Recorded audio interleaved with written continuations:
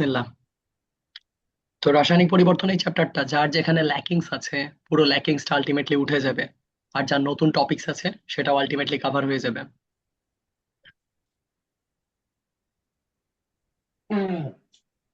প্রথম কথা হচ্ছে, আমার চ্যাপ্টারটাও শুরু হয়েছিল হচ্ছে গ্রিন কেমিস্ট্রি বা সবুজ রসায়ন এর 12টা নীতি দিয়ে। আমি একটু সামারি বলে দেই। এই 12টা নীতি তোমার স্মরণ থাক আর না থাক, কিছু শব্দ মাথার মধ্যে বাজওয়ার্ড মনে রাখতে পারলেই যথেষ্ট। গ্রিন কেমিস্ট্রির 12টা নীতি হাজারি স্যারের 1 নম্বর এমসিকিউ থেকে আমরা জার্নি স্টার্ট করবো, এর সাথে রিলেটেড থিওরি গুলো আর কি সলভ করব। গ্রিন কেমিস্ট্রির ফার্স্ট নীতি ছিল বজ্র হ্রাসকরণ, একটা বিক্রিয়ায় যাতে সবচেয়ে বেশি কম বজ্র পদার্থ উৎপন্ন হয়। অ্যাটম ইকোনমি মানে যে উৎপাদটাকে তুমি চাও, কাঙ্ক্ষিত উৎপাদ ডিভাইডেড বাই তার রেসপেক্টে মোট বিক্রিয়কের ভরের অনুপাত হচ্ছে অ্যাটম ইকোনমি। এটা যেন অগ্রাধিকার দেয়া হয়। কম ঝুঁকিপূর্ণ পদ্ধতি ব্যবহার করা যাতে পরিবেশ এবং মানুষের ক্ষয়ক্ষতি কম হয়। নিরাপদ রাসায়নিক দ্রব্য ব্যবহার করা পড়েছিল, নিরাপদ দ্রাবক ব্যবহার করা, উচ্চ জ্বালানি দক্ষতা সম্পন্ন জ্বালানি ব্যবহার করা, নবায়নযোগ্য জ্বালানি যেটাকে রিইউজ করা যায়, রিসাইকেল করা যায়। নবায়নযোগ্য জ্বালানি সেই জ্বালানিগুলা যেগুলার সোর্স সাধারণত ফুরে যায় না, যেমন বায়ু, বাতাসের শক্তি, বায়ু প্রবাহ, সূর্যের তাপ শক্তি, এগুলো সাধারণত ফুরে যায় না। এই ধরনের শক্তি ব্যবহার করে যদি কোনো বিক্রিয়া ঘটানো যায়, এই ধরনের চিন্তা ভাবনা করাটাও গ্রিন কেমিস্ট্রির নীতির আন্ডারে চলে যাবে। সহ উৎপাদ বর্জন, অতিরিক্ত যেন একটা বিক্রিয়ার উৎপাদ না আসে, যেটা প্রয়োজন সেটার সাথে যেন অতিরিক্ত উৎপাদ না আসে সেই বিষয়টা খেয়াল করা। প্রভাবক ব্যবহার করে বিক্রিয়াটাকে তাড়াতাড়ি করানোর চেষ্টা করা। ব্যবহারের পর ভাঙনযোগ্য এইসব দ্রব্যাদি ব্যবহার করা। যথাসময়ে দূষণ নিয়ন্ত্রণ করা। রাসায়নিক বিক্রিয়া করতে গিয়ে দুর্ঘটনা প্রতিরোধ করা। আসলে তোমার এটা মনে থাকবে না, বাট তারপরে অপশন দেখলে যেন মনে পড়ে, ঠিক তার জন্য আমি উচ্চারণ করেছি, আদারওয়াইজ উচ্চারণই করতাম না। যেমন হাজারি স্যারের বইয়ের ফার্স্ট এমসিকিউ, আন্তর্জাতিকভাবে স্বীকৃত রসায়নবিদদের সবুজ রসায়নের মূল নীতি কয়টি? সেটা হচ্ছে 12টি।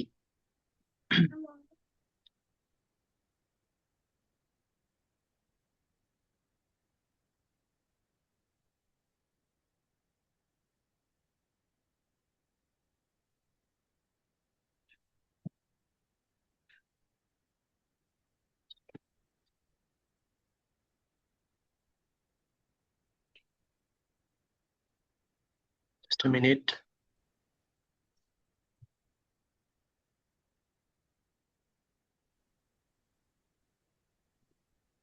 আচ্ছা, এরপরে তোমার গ্রিন কেমিস্ট্রির 12টা নীতির মধ্যে অ্যাকচুয়ালি কোনটা অন্তর্ভুক্ত নাই?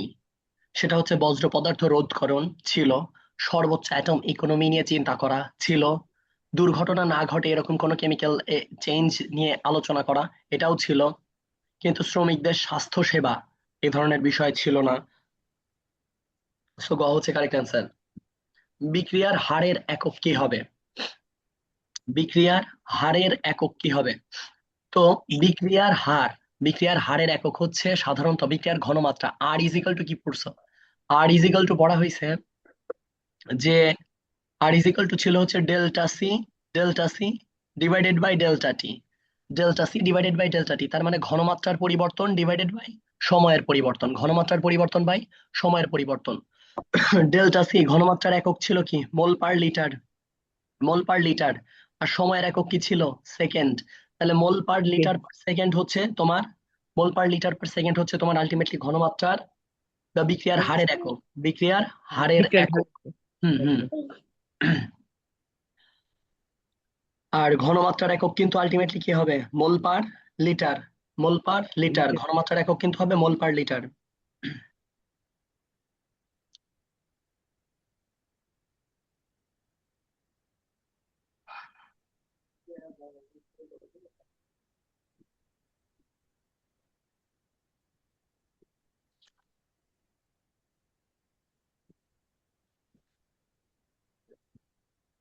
এরপরে আমি একটা কথা বারবারই বলি, যে একটা স্টুডেন্টদের যদি পরীক্ষার মার্ক 33 থেকে 98 করা হয়, তাহলে ম্যাক্সিমাম স্টুডেন্ট পড়াশোনা বাদ দিয়ে দিবে। তাহলে 98 পাস মার্ক, এটাকে বলা হয় সক্রিয়ণ শক্তি। একটা বিক্রিয়ায় বিক্রিয়ক যতটুকু তাপ শক্তি পেলে উৎপাদ গঠন করা শুরু করে, তাকে সক্রিয়ণ শক্তি বলা হয়। তো এখানে সক্রিয়ণ শক্তি যদি, অর্থাৎ স্টুডেন্টদের পাশ করার মার্কটা যদি 33 থেকে 98 করে দেওয়া হয়, এটা যদি সক্রিয়ণ শক্তি ধরি, তাহলে বিক্রিয়ক উৎপাদে যাওয়ার টেন্ডেন্সি অনেক কমে যাবে। ধরে নাও যে 33 জুল তাপ শক্তি পেলে উৎপাদ গঠন করা শুরু হতো, কিন্তু সেখানে 98 জুল যদি তাপ শক্তি দিলে উৎপাদ গঠন করা শুরু হয়, তাহলে ম্যাক্সিমাম বিক্রিয়কই উৎপাদে যেতে পারবে না। তাহলে সক্রিয়ণ শক্তি কমিয়ে দিলে উৎপাদ গঠনের প্রবণতা কমে যায়, উৎপাদ গঠনের প্রবণতা আলটিমেটলি কমে যাবে।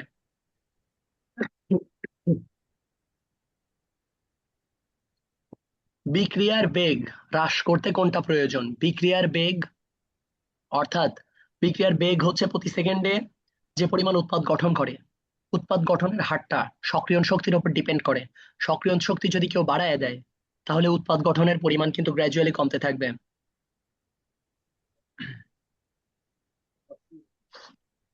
তাপমাত্রার সাথে বিক্রিয়ার হারের সম্পর্ক কেমন? তাপমাত্রা যদি আমরা গ্র্যাজুয়ালি বাড়াই, তাহলে প্রতি সেকেন্ডে বিক্রিয়ক ভেঙে উৎপাদ সৃষ্টির পরিমাণও গ্র্যাজুয়ালি বাড়তে থাকবে। তাই তাপমাত্রার সাথে বিক্রিয়ার হারের সম্পর্ক সবসময় সমানুপাতিকই হয়।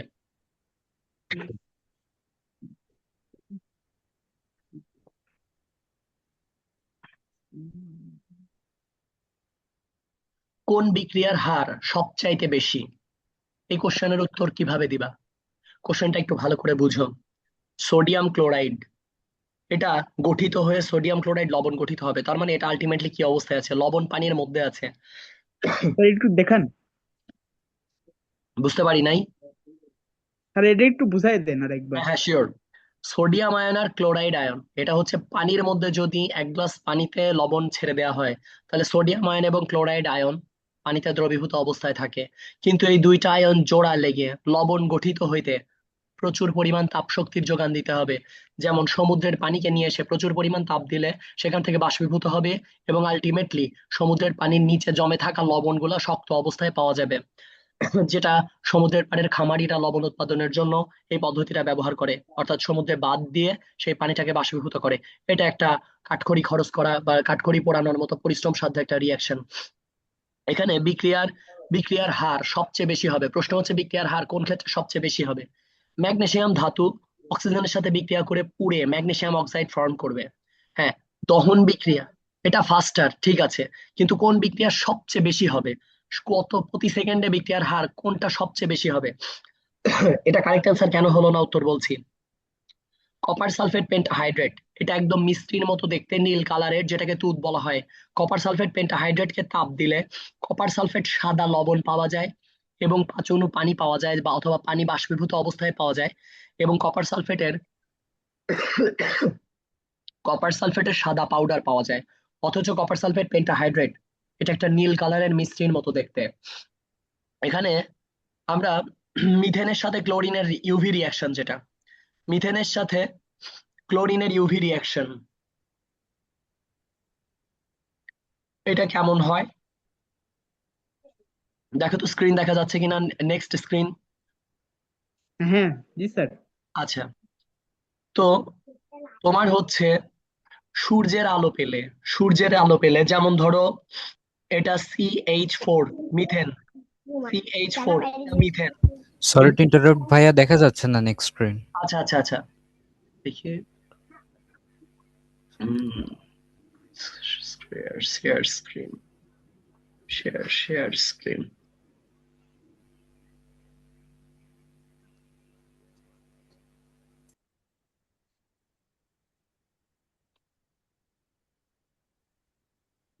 যেমন ধরো হচ্ছে মিথেন CH4, মিথেন যদি ক্লোরিনের সাথে বিক্রিয়া করে, ক্লোরিন হচ্ছে ফ্রি রেডিকেল তৈরি করে।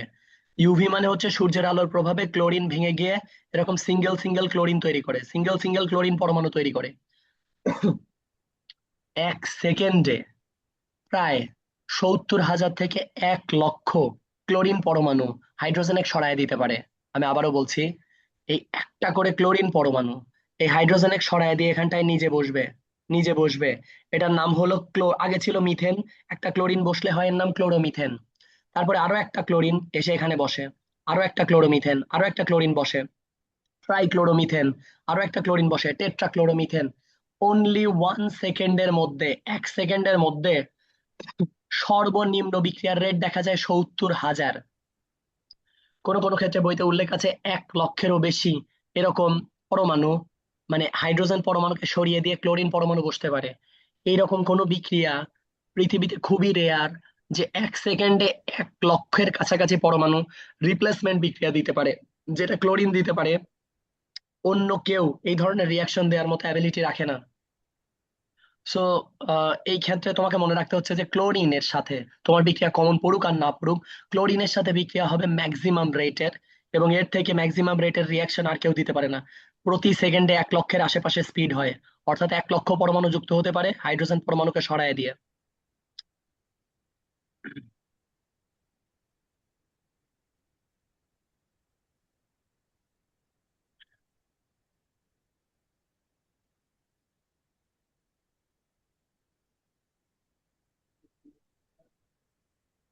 সো এখানটাতে কারেক্ট অ্যান্সার আসতেছে মিথেনের সাথে ক্লোরিনের রিয়াকশন, এবং ক্লোরোমিথেন প্লাস হাইড্রোজেন ক্লোরাইড। একটা ক্লোরিন এখানে গিয়ে বসলো, উৎপন্ন হলো ক্লোরোমিথেন, একটা হাইড্রোজেন এখান থেকে সরে আসলো,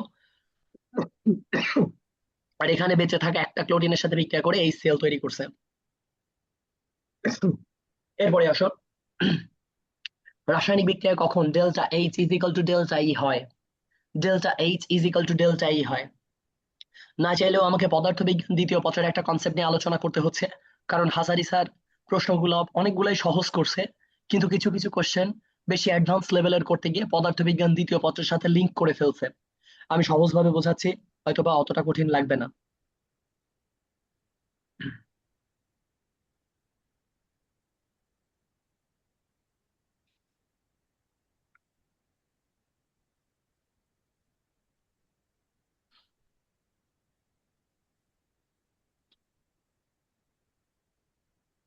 ধরো একটা পাতিলে, এটাকে বলা হয় তাপগতিবিদ্যার প্রথম সূত্র, ল অফ থার্মোডিনামিক্স।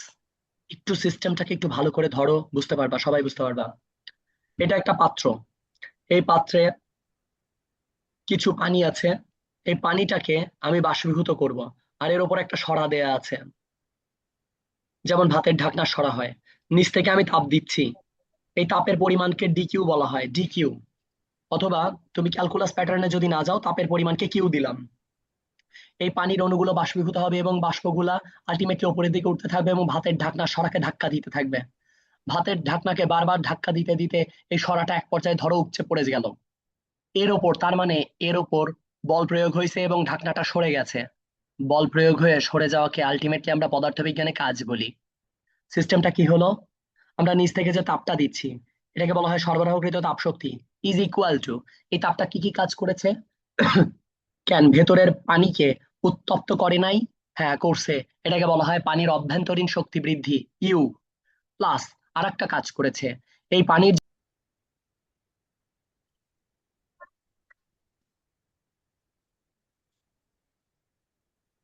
আচ্ছা,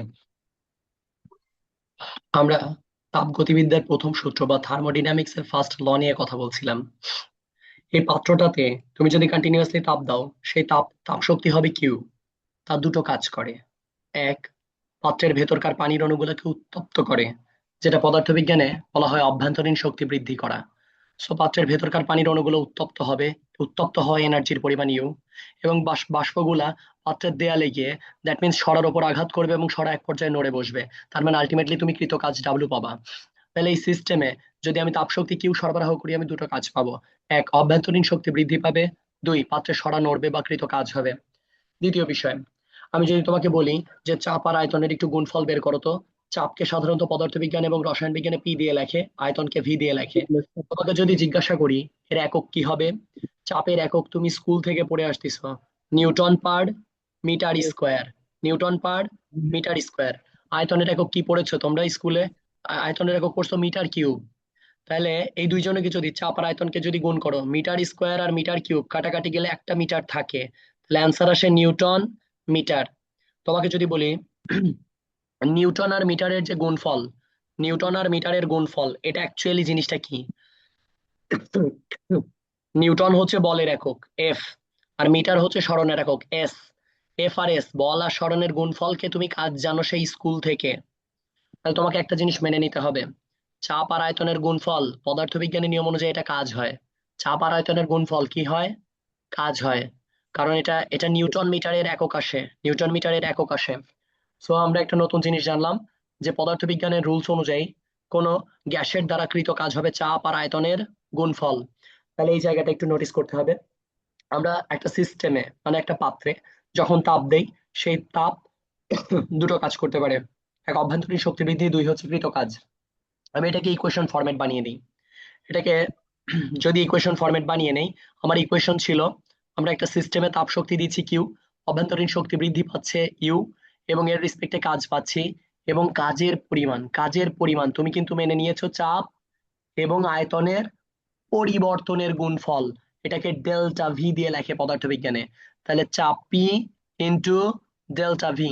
সো ইকুয়েশনটাকে একটু নোটিস করবা। সেটা হচ্ছে একটা সিস্টেমে যে পরিমাণ আমরা তাপ শক্তি সরবরাহ করি তা পাত্রের অভ্যন্তরীণ শক্তি বৃদ্ধি করে এবং বাকিটা পাত্রের সরাকে নড়ায় অথবা কৃত কাজে কনভার্ট করে। So P P into delta V. দেখো তো ক্লিয়ারলি বিষয়গুলো শোনা যাচ্ছে কিনা, বোঝা যাচ্ছে কিনা, একটু রেসপন্স করো তো। হ্যাঁ, শোনা যাচ্ছে। আচ্ছা ঠিক আছে, এরপরে আসো। আমি আমি এখন যদি বলি, এমন একটা সিস্টেম ছিল, এমন একটা পাত্র ছিল গ্যাসের, যেখানে গ্যাসের আয়তনের তেমন কোনো পরিবর্তন আসে নাই। তেমন কোনো পরিবর্তন আসে নাই। পরিবর্তন যদি না হয়, তার মানে হয় নাই মানে জিরো। তাহলে আমি ইকুয়েশনটা কি হবে? Q is equal to E plus P into zero. P into zero, zero দিয়ে গুণ করলে এই টার্মটা জিরো হয়ে যাবে। সো আমি বলতে পারি Q is equal to E. Q মানে কি? কিউ মানে হচ্ছে তাপশক্তি। কিউ মানে তাপশক্তি।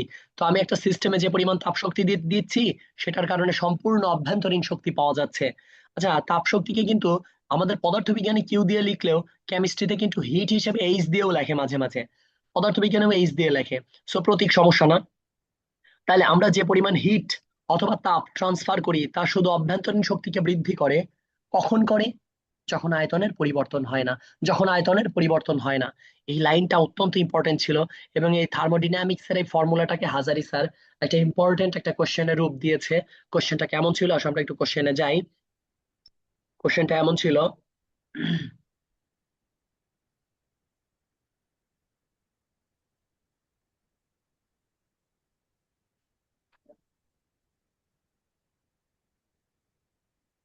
নতুন স্লাইড দেখা যাচ্ছে কিনা জিহাদ? হ্যাঁ। Okay fine. এবার একটু খেয়াল করো, রাসায়নিক বিক্রিয়ায় রাসায়নিক বিক্রিয়ায় কখন delta H is equal to delta E হয়? ডেল্টা এইচ মানে একটা সিস্টেমে কি পরিমাণ তাপশক্তি সরবরাহ করা হয়, দ্যাট মিনস হিট। আর আমি যেটাকে ইউ লিখছিলাম, অভ্যন্তরীণ শক্তিকে কেমিস্ট্রিতে ডেল্টা ই লেখা হয়।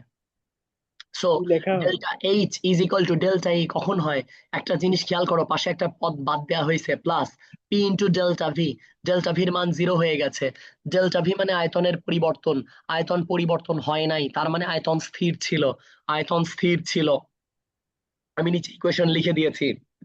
হিট অথবা ডাব্লিউ অথবা কিউ ইজ ইকুয়াল টু লেখা যায় U plus P into delta V. Delta V যদি স্থির হয়, অপরিবর্তনীয় হয়, তাহলে এই টার্মটা জিরো হয়ে যাবে।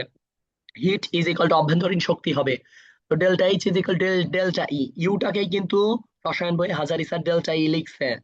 তো অর্থাৎ পানির অণুগুলো যে পরিমাণ গরম হয়, এখানটাতে P into delta V term zero হয়। কখন হয়? যখন আয়তন স্থির হয়। তো এই টার্মটা রসায়ন বিজ্ঞান বইয়ের ভেতরেও ক্লিয়ারলি উল্লেখ নেই, কারণ এটা ফিজিক্সের ফর্মুলা ছিল। এই ফর্মুলাটা একটু ঠিকঠাক ভাবে পড়ে নিবা। আর রেকর্ডেড ক্লাসটা ভিডিওটা ইনবক্সে দেওয়া থাকবে, ক্লাসের মান যেমনই হোক। রাসায়নিক সাম্যাবস্থার বৈশিষ্ট্য আমি এটা পড়িয়েছিলাম ক্লাসে। রাসায়নিক সাম্যাবস্থার বৈশিষ্ট্য বাংলাদেশের যে কোনো ভেরিফাইড বইয়ে চারটা আছে। এক, রাসায়নিক এটা সাম্যের স্থিতিশীলতা। একটা পাত্রের মধ্যে যদি বিক্রিয়া হয়, ওপর থেকে তাকিয়ে দেখে কেউ বুঝতে পারবে না বিক্রিয়া চলছে, মনে হবে যেন স্থিতিশীল। দুই, ফরওয়ার্ড রিয়াকশন যে যে ফরম্যাটে চলে, ব্যাকওয়ার্ড রিয়াকশনও চলতে থাকে, তার মানে সম্মুখমুখী এবং পশ্চাৎমুখী উভয়মুখী বিক্রিয়া চলতে থাকে। এই বিক্রিয়া কোনোদিন কিয়ামত পর্যন্ত কমপ্লিট হওয়া সম্ভব না। বিক্রিয়ক সম্পূর্ণ উৎপাদ এবং উৎপাদ সম্পূর্ণ বিক্রিয়কে কনভার্ট হওয়া পসিবল না। প্রভাবকের ভূমিকাহীনতা। নিকেল চূর্ণ, লোহা, অন্যান্য কোনো পদার্থ দিয়ে তুমি একটা এই বিক্রিয়াটার স্পেশাল কোনো পরিবর্তন ঘটাইতে পারবা না। শুধু একটা জিনিস পারবা, সেটা হচ্ছে বিক্রিয়াটাকে তাড়াতাড়ি সাম্যাবস্থার দিকে নিয়ে যেতে পারবা। শুধু বিক্রিয়াটাকে সাম্যাবস্থার দিকে তাড়াতাড়ি নিয়ে যেতে পারবা, আদারওয়াইজ স্পেশাল কোনো কিছুই করতে পারবা না। তো তাহলে রাসায়নিক সাম্যাবস্থার বৈশিষ্ট্যগুলা: এক, স্থিতিশীলতা, উভয় দিক থেকে সুগম্যতা, বিক্রিয়ার অসম্পূর্ণতা, প্রভাবকের ভূমিকাহীনতা। এরপরে আসো, হাজারি স্যারের বইয়ের অন্যতম একটা এমসিকিউ, কোনটি সাম্যাবস্থার বৈশিষ্ট্য হবে না? সাম্যের স্থায়িত্ব, তার মানে সাম্যাবস্থা কিয়ামত পর্যন্ত স্থিতিশীল থাকবে। দুই, উভয় দিক থেকে বিক্রিয়া সুগম্যতা চলতে থাকবে। বিক্রিয়া অসম্পূর্ণতা, বিক্রিয়া কখনোই সম্পূর্ণ হবে না। বিক্রিয়ার বিক্রিয়ার হার থাকতেই হবে, বিক্রিয়ার হার থাকতেই হবে, এরকম তো কোনো কথা ছিল না। তার মানে গ হবে কারেক্ট অ্যান্সার। আমরা নবম দশম শ্রেণী থেকে একটা কনসেপ্ট জানি, বিক্রিয়ার তাপ উৎপাদী এবং তাপ হারী বিক্রিয়া। তাপ উৎপাদী এবং তাপ হারী বিক্রিয়া। তাপ উৎপাদী বিক্রিয়া জিনিসটা কি? একটা বিক্রিয়া কমপ্লিট করাইতে গেলে আমাকে যদি তাপ দিতে হয়, তাহলে সেটা হবে তাপ হারী বিক্রিয়া। যেমন ভাতের চাউল রান্না করে চাউলগুলাকে ভাতে কনভার্ট করতে আমাকে তাপ দিতেই হবে। তাপ যেহেতু দিতেই হবে, তাপ না দিলে বিক্রিয়া হয় না, এই বিক্রিয়াকে বলা হয় তাপ হারী বিক্রিয়া। আর তাপ উৎপাদী বিক্রিয়া কি জিনিস? যে বিক্রিয়া কমপ্লিট করতে গেলে আমাকে তো তাপ দেয়াই লাগে না, বরং আলটিমেটলি বিক্রিয়া পাত্র তাপ অটোমেটিক্যালি উৎপাদন করে এবং পাত্র একাই গরম হয়ে যায়। এই ধরনের বিক্রিয়া গুলোকে বলা হয় তাপ তাপ উৎপাদী বিক্রিয়া। আর যে বিক্রিয়া কমপ্লিট করাইতে আমাকে বাহ্যিকভাবে তাপ দিতেই হয়, তাকে বলা হয় তাপ হারী বিক্রিয়া। যেমন চুনের পানি, যদি কখনো বাড়ির কাজ, রঙের কাজ করার জন্য বাসায় চুনের পানি গোলানো দেখো, চুনের পানিতে গোলানোর সাথে সাথে পানিগুলো উতলাইতে থাকে, অর্থাৎ তুমি তাপ না দিলেও চুনের পানি একাই উতলায়। তার মানে ক্যালসিয়াম অক্সাইড পানির সাথে বিক্রিয়া করে ক্যালসিয়াম হাইড্রোক্সাইড ফর্ম করতে গিয়ে পুরো পাত্রকেই গরম করে ফেলে। এখানে তুমি পাত্রে কোনো তাপই দাও নাই, এগুলা কিন্তু তাপ উৎপাদী বিক্রিয়া। আর তাপ হারী বিক্রিয়া মানে যে বিক্রিয়া ঘটাইতে গেলে মাস্ট বি তোমাকে তাপের সাপ্লাই দিতে হবে, মাস্ট বি। কোন একটা ধরো কম্পিটিটিভ এক্সাম অ্যাটেন্ড করতে গেছো, একটা বিক্রিয়া দিয়ে বলছে বলো কোনটা তাপ উৎপাদী বিক্রিয়া কোনটা তাপ হারী বিক্রিয়া, তোমার পরে নাই কমন, কমন সেন্স কাজে লাগাইতে হবে। আসো ফার্স্ট বিক্রিয়া, কার্বন এবং অক্সিজেন বিক্রিয়া করে কার্বন ডাই অক্সাইড উৎপন্ন হয়। কার্বন ডাই অক্সাইড কখন কখন উৎপন্ন হয়? চুলায় যদি চুলায় যদি খড়ি পুড়ে, তাহলে কার্বন ডাই অক্সাইড উৎপন্ন হয়। একটা কাগজের টুকরা পুড়লে কার্বন ডাই অক্সাইড উৎপন্ন হয়। কোথাও কোথাও আগুন লাগলে কার্বন ডাই অক্সাইডের কালো ধোঁয়া উৎপন্ন হয়। তোমার কোনো ইঞ্জিন চললে ইঞ্জিন থেকে কার্বন ডাই অক্সাইড নির্গত হয়। দ্যাট মিনস এটা খুবই সহজ, কোনো কিছু পুড়লে কার্বন ডাই অক্সাইড পাওয়া যায়, আর পুড়াইতে গেলে তাপ দিতে হয়।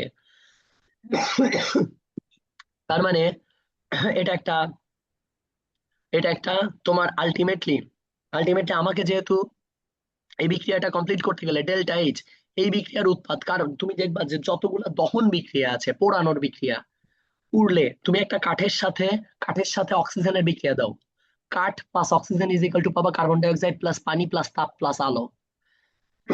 কার্বন ডাই অক্সাইড তখনই পাও যখন তুমি তাপ আর আলোটা পাও। তাহলে কার্বন ডাই অক্সাইড এমন একটা প্রোডাক্ট, যে বিক্রিয়া সাধারণত কোনো কিছু পুড়লে তাপ উৎপন্ন হইলে এই জিনিসটা পাওয়া যায়। এটা তো তাপ হারী বিক্রিয়া হইতে পারে না। তুমি তো যে ভাতটা খাও, ভাত খাইলে যে পুরো বডিতে যে বিক্রিয়া হয়, বিক্রিয়ার ফলে তোমার বডি টেম্পারেচার 98.8 ডিগ্রি ফারেনহাইট হয়, সেই সাথে তোমার নাক দিয়ে কার্বন ডাই অক্সাইড নির্গত হয়। তোমার বডিতেও তো এটা একটা তাপ উৎপাদী বিক্রিয়া, তোমার বডি টেম্পারেচার জেনারেট হচ্ছে না? হচ্ছে। এরপরে আসো, 9-10-এ তুমি পড়েছো হাইড্রোজেন আর অক্সিজেন মিলে পানি উৎপাদন হইতে -57 ডেল্টা এইচ এর মান -57.34 কিলো জুল তাপ উৎপন্ন হয়।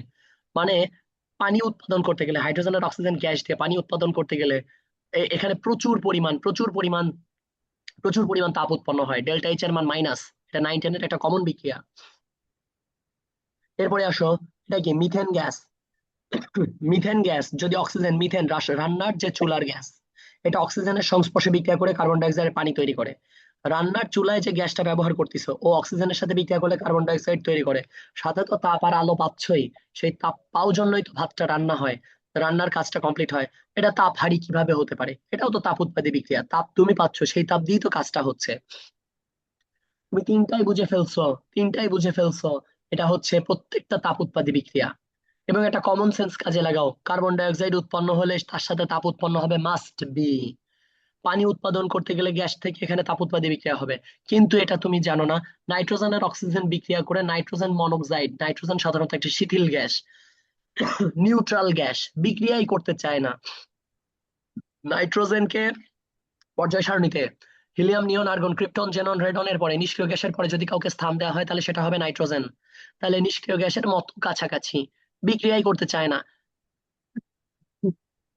তাহলে নাইট্রোজেনকে জোর করে বিক্রিয়া করাইতে হবে। জোর করে বিক্রিয়া করাইতে গেলে আমাকেই তাপ দিতে হবে, আর আমাকে তাপ দিতে গেলে এই বিক্রিয়ার নাম হবে তাপহারী বিক্রিয়া, নট তাপ উৎপাদী। যার কারণে খ হবে কারেক্ট অ্যান্সার। আমরা প্রভাবকের প্রভাবকের ক্লাসিফিকেশন গুলাকে ভালোভাবে আত্মস্থ করার চেষ্টা করব। ঋণাত্মক প্রভাবক, নেগেটিভ ক্যাটালিস্ট জিনিসটা কি? খুব সহজ কিছু ওয়ার্ড। রাসায়নিক বিক্রিয়ার গতি কমিয়ে দিতে পারে এইরকম পদার্থকে ঋণাত্মক প্রভাবক বলে। আবারও, রাসায়নিক বিক্রিয়ার গতিকে কমিয়ে দিতে পারে এরকম পদার্থকে নেগেটিভ ক্যাটালিস্ট বলে। আমরা সহজভাবে দুইটা সেন্টেন্স আবারও দেখি। যদি কোথাও দেখতে পাও ধনাত্মক প্রভাবক, তাহলে এমন কোনো পদার্থ যা বিক্রিয়া পাত্রে ছেড়ে দিলে তাড়াতাড়ি বিক্রিয়া হয়। ঋণাত্মক প্রভাবক এমন কিছু পদার্থ যা বিক্রিয়া পাত্রে দিয়ে দিলে বিক্রিয়াটা খুবই স্লো হয়ে যায়। তুমি প্র্যাকটিক্যাল লাইফে গ্লিসারিনের সাথে পরিচিত। গ্লিসারিন গ্লিসারিন স্বচ্ছ, আঠালো এবং মিষ্টি স্বাদযুক্ত একটা পদার্থ। গ্লিসারিন ঘন, এবং এর ঘন লিকুইড হওয়ার কারণে এটা যে পাত্রে বিক্রিয়া পাত্রে দেওয়া হয়, বিক্রিয়া পাত্রে বিক্রিয়কের পরমাণুগুলো ঠিক মতো নড়াচড়া করতে পারে না, স্লো হয়ে যায়। পুরো বিক্রিয়া পাত্রটাই আঠালো এবং স্লো হয়ে যায়, বিক্রিয়াটাকে স্লো করে দেয়। So this is a common concept.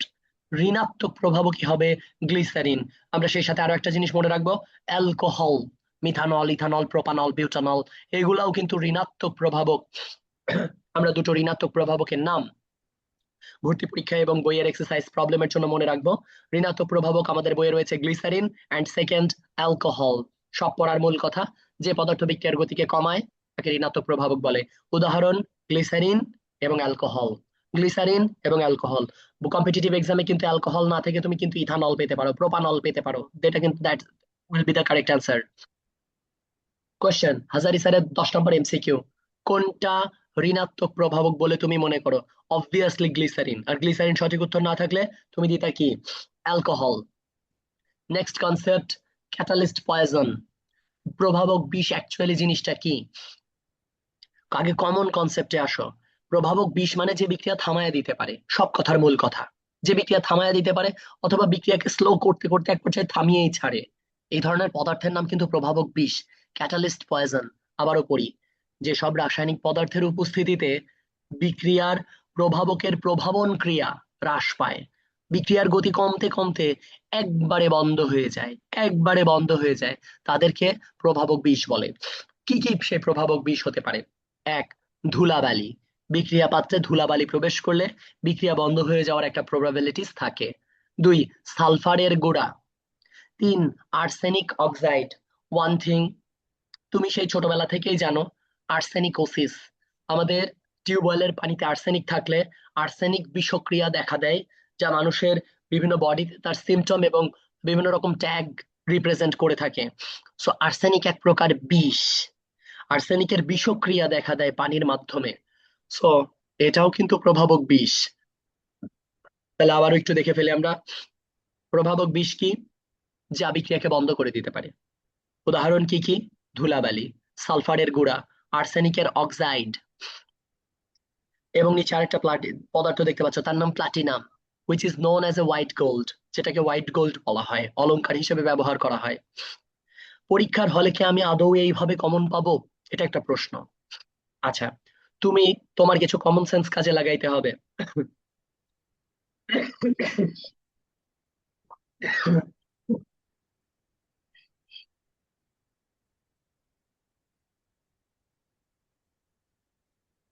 তোমার কমন সেন্স গুলা কাজে লাগানো বলতে, তোমার এখানে এমসিকিউ এ ফটোকেমিক্যাল স্মোক, ফটোকেমিক্যাল স্মোক, এটাকে ধুলাবালির কিন্তু কেমিক্যাল কম্পাউন্ডের নাম ফটোকেমিক্যাল স্মোক। আচ্ছা, সালফারের গুঁড়া, তুমি সালফার প্রতীক উৎপাদে পেলেই তুমি প্রভাবক বিষ হিসেবে কাউন্ট করবা। আর্সেনিক অক্সাইড তোমার কমন পদ দরকার নেই, তুমি উৎপাদে আর্সেনিক দেখা মাত্র তুমি এটাকে এই বিক্রিয়া থেমে যাবে, এই বিক্রিয়া কমপ্লিট হওয়া সম্ভব না, এটা কারেক্ট অ্যান্সার হবে। উৎপাদে প্লাটিনাম বা প্লাটিনামের যৌগ পেলেই সেটা প্রভাবক বিষ হিসেবে কনসিডার করবা। একটা এক্সাম্পল বিক্রিয়া নেই, সালফার ডাই অক্সাইড অক্সিজেনের সাথে বিক্রিয়া করে প্লাটিনাম প্রভাবকের উপস্থিতিতে এক পর্যায়ে প্লাটিনাম সালফেট উৎপাদন করছে। তুমি দেখো এই প্রোডাক্টটা প্লাটিনাম পাইছো কিনা। প্রোডাক্টে প্লাটিনাম কথাটা পাইছো, তার মানে এই বিক্রিয়া পারফেক্টলি কমপ্লিট হওয়ার আগেই থেমে যাবে। প্লাটিনাম এমন একটা ম্যাটেরিয়াল যা বিক্রিয়াকে থামিয়ে দেয়, যেটাকে প্রভাবক বিষ বলে। আসো, আমাদের হাজারি স্যার কোশ্চেন গুলা কিভাবে ডিজাইন করেছে। কোনটাকে প্রভাবক বিষ বলে মনে করো তুমি? এখানে অনেকগুলো অপশন দেখতে পাচ্ছ। অ্যালুমিনিয়াম অক্সাইড পড়াই নাই, ম্যাঙ্গানিজ অক্সাইডও পড়াই নাই, নিকেল পড়াই নাই। তুমি দেখো আর্সেনিক ওয়ার্ডটা পাইছো কিনা। হ্যাঁ পাইছো, মানে that's will be the correct answer. So arsenic oxide হবে কারেক্ট অ্যান্সার। ওয়ান থিং, পানি ভেঙে গেলে H2O ভাঙলে দুই রকমের আয়ন পাওয়া যায়, একটা হাইড্রক্সিল আয়ন এবং একটা হাইড্রোজেন আয়ন। তো এই KW প্রতীকটা মানে কি তোমাকে পড়ানো হয় নাই? ডাব্লিউ তে ওয়াটার, কে হচ্ছে কনস্ট্যান্ট, ওয়াটার কনস্ট্যান্ট, যার মান কত 10⁻⁻14। এটাকে বলা হয় পানির আয়নিক গুণফল। KW প্রতীক দিয়ে তুমি কি বোঝো? এটাকে বলা হয় পানির আয়নিক গুণফল। পানি ভাঙলে যে আয়নগুলো পাও তাদের ঘনমাত্রার গুণফলে হবে পানির আয়নিক গুণফল। নেক্সট কেস, আমরা আহ আমি কিছু গুরুত্বপূর্ণ বইয়ের, হাজারি এবং কবির স্যারের বইয়ের গুরুত্বপূর্ণ টপ মোস্ট রিয়াকশন গুলো নিয়ে কথা বলি। আমি এটা ক্লাসে পড়িয়েছিলাম। দুইজন বিজ্ঞানী, একজনের নাম হেবার্ট এবং আরেকজন বোস, তারা নাইট্রোজেন এবং হাইড্রোজেনের বিক্রিয়ার মাধ্যমে অ্যামোনিয়া উৎপাদন করে দেখিয়েছিল ল্যাবে। এই অ্যামোনিয়া উৎপাদনের জন্য অবশ্যই প্রভাবক লাগে কি? নিকেল। কিন্তু নিকেল হচ্ছে শুকনা ধাতুর গুঁড়া, অ্যামোনিয়া হচ্ছে গ্যাস, এর সাথে ডিরেক্টলি রিয়াকশন করতে চায় না। নিকেল ডিরেক্টলি রিয়াক্ট করতে চায় না, রিয়াকশন করানোর জন্য নিকেলকে অ্যাক্টিভ করতে আরো একটা পদার্থ লাগবে। তার নাম কি? মলিবডেনাম। তার নাম কি? মলিবডেনাম। তাহলে প্রভাবককে অ্যাক্টিভ করতে যে পদার্থ লাগে তার নাম প্রভাবক সহায়ক, মলিবডেনাম। এখান থেকে কিন্তু প্রচুর MCQ আসে, মেডিকেল, কম্পিটিটিভ এক্সাম, GST সব জায়গায়। ভালোভাবে মনে রাখবা, রানিং কোশ্চেন। তাহলে হেবার বোস পদ্ধতিতে, হেবার বোস বিক্রিয়ায় কি উৎপাদন করা হয়? অ্যামোনিয়া। বিক্রিয়ক কি কি? Nitrogen, hydrogen. প্রভাবকের নাম কি? নিকেল। প্রভাবক সহায়কের নাম কি? মলিবডেনাম। নেক্সট, পরিচিত নাম সালফিউরিক অ্যাসিড। সালফিউরিক অ্যাসিড উৎপাদন করা হয় সালফার এবং অক্সিজেনের বিক্রিয়ার মাধ্যমে, যে বিক্রিয়াটাকে বলা হয় স্পর্শ বিক্রিয়া বা স্পর্শ প্রণালী। স্পর্শ বিক্রিয়ায় সালফার এবং অক্সিজেনের বিক্রিয়ার সাহায্যে সালফার ডাই অক্সাইড উৎপন্ন হয়। সালফার ডাই অক্সাইড আর একটু তাপ পেলে অক্সিজেনের সাথে বিক্রিয়া করে সালফার ট্রাই অক্সাইড তৈরি করে। সালফার ট্রাই অক্সাইড উঠতে উঠতে আকাশের মেঘের সাথে বিক্রিয়া করে, মেঘ বলতে পানির অণু, পানির অণুর সাথে বিক্রিয়া করে এ সালফিউরিক অ্যাসিডে কনভার্ট হয়। আর সালফিউরিক অ্যাসিড যখন মাটিতে বৃষ্টি রূপে নেমে আসে আমরা তখন তাকে অ্যাসিড বৃষ্টি হিসেবে কাউন্ট করি। তাহলে স্পর্শ প্রক্রিয়ায় কিন্তু সালফিউরিক অ্যাসিড উৎপাদন হয়। এখানে প্রভাবক সাধারণত প্লাটিনাম অথবা ভ্যানাডিয়াম পেন্টা অক্সাইড দিলে এটা কেমিক্যালি ল্যাবে তাড়াতাড়ি উৎপাদন করা যায়। এই বিক্রিয়ার তো টোটালি একটা ন্যাচারাল রিয়াকশন।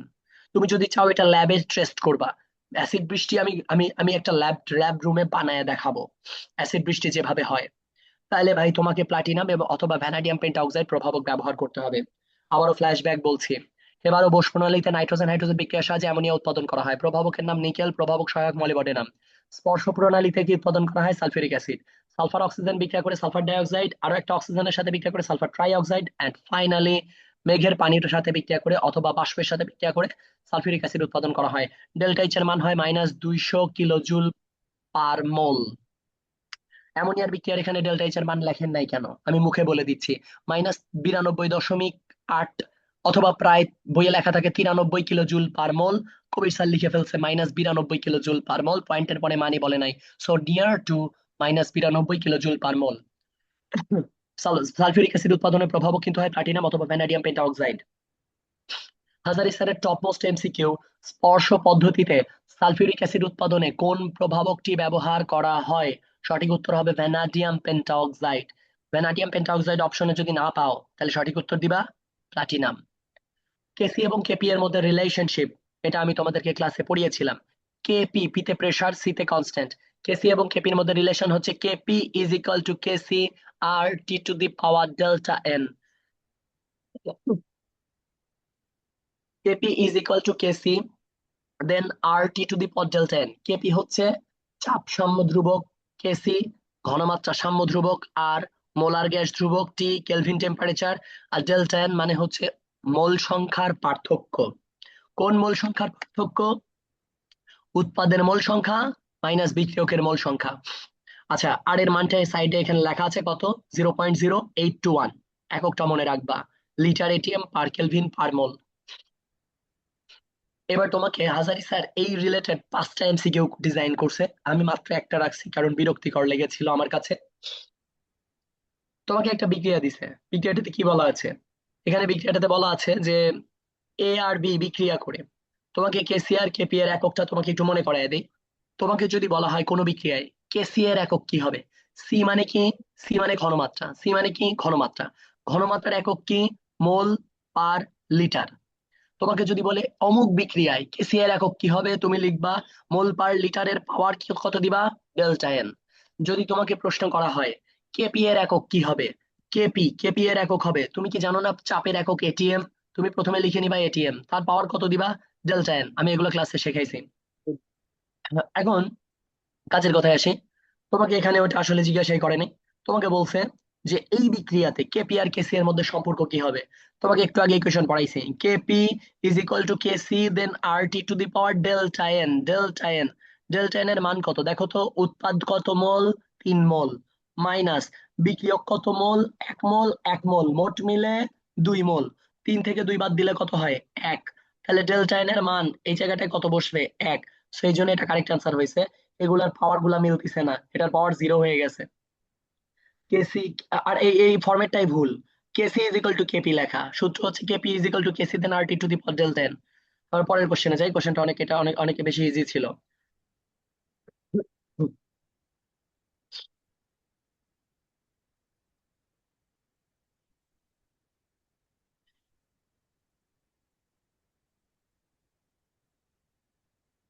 এরপরে আসো, একটা র্যান্ডমলি রিয়াকশন দিয়ে তোমাকে কেসি এর ইকুয়েশন জাস্ট করতে বলা হয়েছে। তোমার কেসি এর যখন ইকুয়েশন জাস্ট করতে বলা হয়েছে, তোমাকে এই বিষয়টা একটু ভালোভাবে ফোকাস করতে হবে। বিক্রিয়াটা এখানে ক্যালসিয়াম কার্বনেট, এটাকে আমরা রাসায়নিকভাবে চুনা পাথর নামে চিনি। ক্যালসিয়াম কার্বনেট, এটা আমরা চুনা পাথর নামে চিনি। চুনা পাথরকে যদি তাপ দেওয়া হয়, তাহলে তুমি পাবা চুন, চুনের সংকেত ক্যালসিয়াম অক্সাইড, আর কি পাবা, কার্বন ডাই অক্সাইড গ্যাস।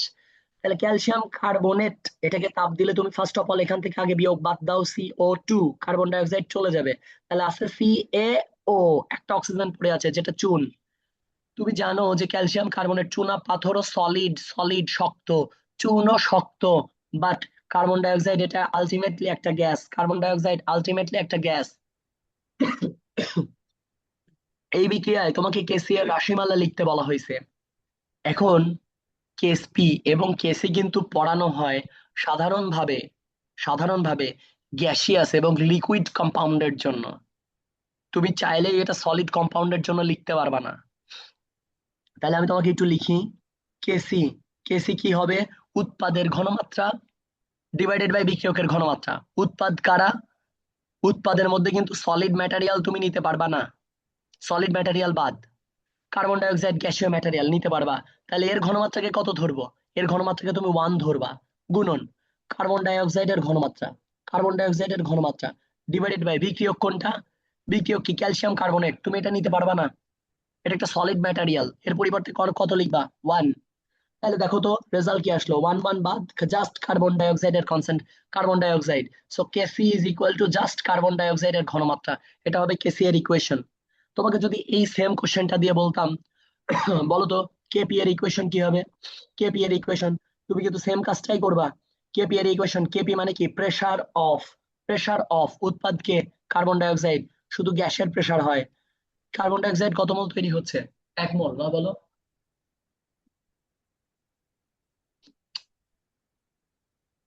তাহলে এখানে কার্বন ডাই অক্সাইডের প্রেসার কত মোল, এখানে কত মোল, 1 মোল, 1 মোল, এর পাওয়ার হবে এক 1 মোল ডিভাইডেড বাই নিচে 1। আর এখানে তো, এখানটাতে তুমি দেখো বাকি সলিড ম্যাটেরিয়াল, এদের প্রেসার আলটিমেটলি কাউন্ট হবে না। সো কাউন্ট এখানে, হবে না। এখানে কেপি যদি বলতো, তাহলে এখানটাতে একটা পি লিখতে হতো, pressure of carbon dioxide, এটা হয়তো কারেক্ট অ্যান্সার।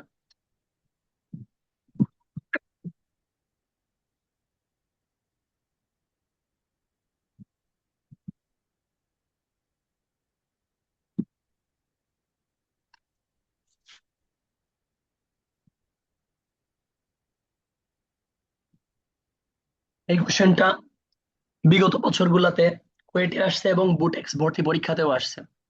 এই কোশ্চেনটা বেশ ইম্পর্টেন্ট, কোশ্চেনটাকে একটু ভালোভাবে,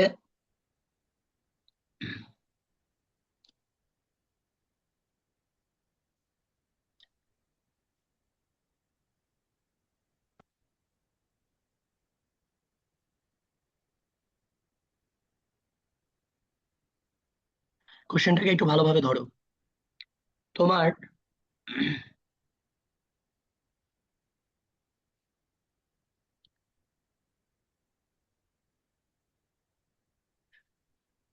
just a minute.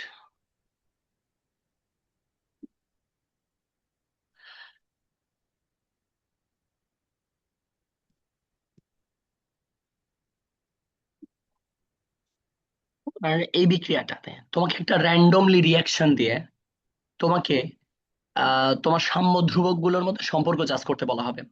সাম্য ধ্রুবক গুলোর মধ্যে সম্পর্ক যাচাই বাছাই করতে বলা হবে। যেমন তোমাকে একটা বিক্রিয়া দিছে, কত,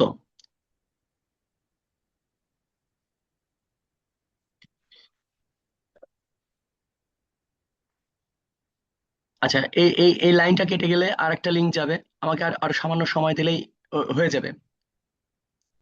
দেখো যে এই বিক্রিয়াটাতে 1 মোল নাইট্রোজেন 3 মোল হাইড্রোজেন বিক্রিয়া করে 2 মোল অ্যামোনিয়া উৎপন্ন হয়েছে। হঠাৎ করে এই বিক্রিয়ার নাকি সাম্য ধ্রুবক K1। এই সমীকরণটাকে সাম্য ধ্রুবক K2 বের করতে হবে। এই বিক্রিয়ার রিসপেক্টে এই বিক্রিয়ার সাম্য ধ্রুবক যদি K1 হয়, তাহলে এই বিক্রিয়ার সাম্য ধ্রুবক কত হবে? এই বিক্রিয়ার সাম্য ধ্রুবক K2 এর মান কত হবে? এই বিক্রিয়ার সাম্য ধ্রুবক যদি K1 হয়, তাহলে নিচের বিক্রিয়ার সাম্য ধ্রুবক কত হবে? এটা হচ্ছে প্রশ্ন। তুমি তুমি এই বিক্রিয়াগুলার আগে প্রসেসটাকে ভালো করে ধরার চেষ্টা করো। তোমার আমি এটার জন্য আগে একটা রাফ প্যাটার্ন তৈরি করি। ধরো এখানটাতে ছিল 1, এটা হয়ে গেছে দেখো হাফ। এটা ছিল 3, এটা হয়ে গেছে 3/2। এটা ছিল 2, এটা হয়ে গেছে সহগ 1। স্পষ্ট বুঝতে পারতিছো পুরা বিক্রিয়া কত দিয়ে ভাগ করা হয়েছে? 2 দিয়ে। পুরো বিক্রিয়াটাতে এই পুরা বিক্রিয়াকে কত দিয়ে ভাগ করা হয়েছে? 2 দিয়ে। তাহলে এই বিক্রিয়ার সাম্য ধ্রুবক কত ছিল? K1। তাহলে পরের বার এই বিক্রিয়ার সাম্য ধ্রুবক কত হবে? আগে সাম্য ধ্রুবকটা লেখো, K2 is equal two K1, but K1 এর পাওয়ার কত হবে? যত দিয়ে তুমি ভাগ করেছো, কত দিয়ে ভাগ করছো? 2 দিয়ে ভাগ করছো। তাহলে 2 দিয়ে ভাগ করলে তুমি লিখবা 1/2। তুমি যদি 3 দিয়ে বিক্রিয়াটা ভাগ করে দিত পরীক্ষায়, তুমি লিখবে 1/3। এই বিক্রিয়াটাকে 5 দিয়ে ভাগ করলে তুমি লিখবা 1/5। আমি একটু আরো একবার সহজ করে বিষয়টাকে রাফ আকারে দেখাই।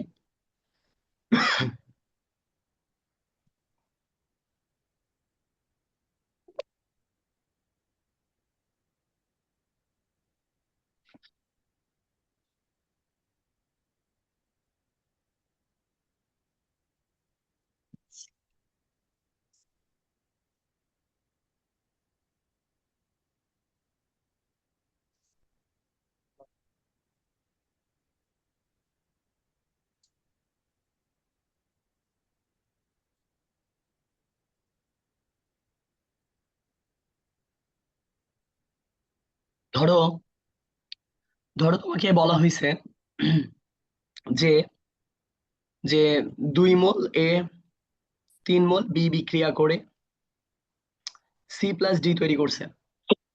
এর জন্য সাম্য ধ্রুবক Kc অথবা Kp, এনিথিং এলস, Kc অথবা Kp এর মান হচ্ছে 8।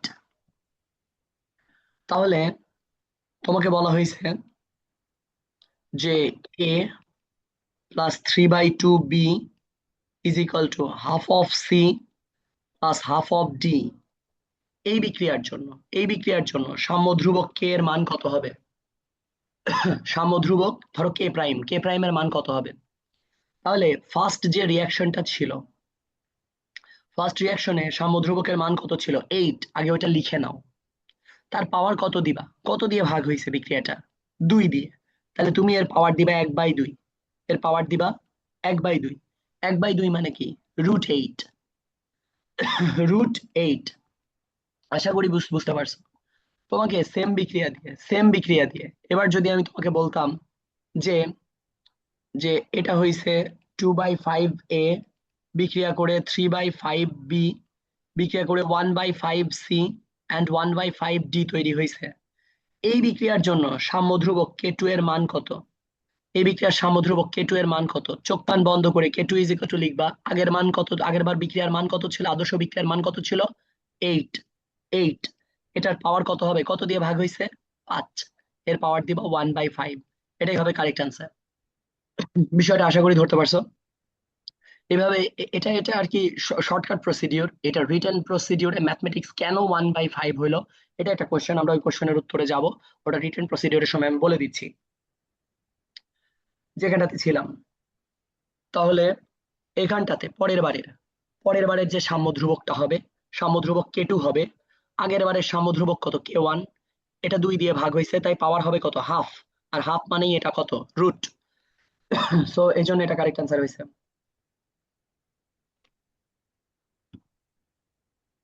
এরপরে আসো, একটা বিক্রিয়া দিয়ে বলা হয়েছে এই বিক্রিয়ার কেপি এর একক কি হবে? কেপি এর একক কি হবে? তুমি ভালো করেই জানো কেপি হবে কি? চাপের একক কি? এটিএম। তাহলে কেপি এর একক জাস্ট করবা কিভাবে? এটিএম লিখে এর পাওয়ার কত দিব? Delta N. ডেল্টা এন মানে কি? উৎপাদের মোল সংখ্যা মাইনাস বিক্রিয়কের মোল সংখ্যা। উৎপাদ কত মোল? 1 মোল। 1 মোল তাহলে কত মোল? 2 মোল। মাইনাস বিক্রিয়ক কত মোল? 1 মোল। 2 থেকে 1 বাদ দিলে কত হয়? 1। তাহলে কেপি ইজ ইকাল টু কত আসবে? এটিএম টু দি পাওয়ার 1। কিন্তু এটিএম টু দি পাওয়ার 1 কোনো অপশনই দেখতে পাচ্ছি না। -2 2 -1। এখানে আমি নিরুপায় হয়ে একক বিহীন দিতে হচ্ছে। এখানে সঠিক উত্তরই নাই।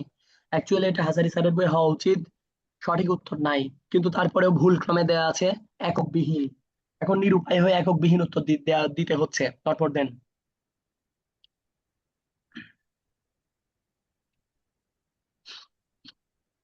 আসো, একটা বিক্রিয়া দেয়া আছে।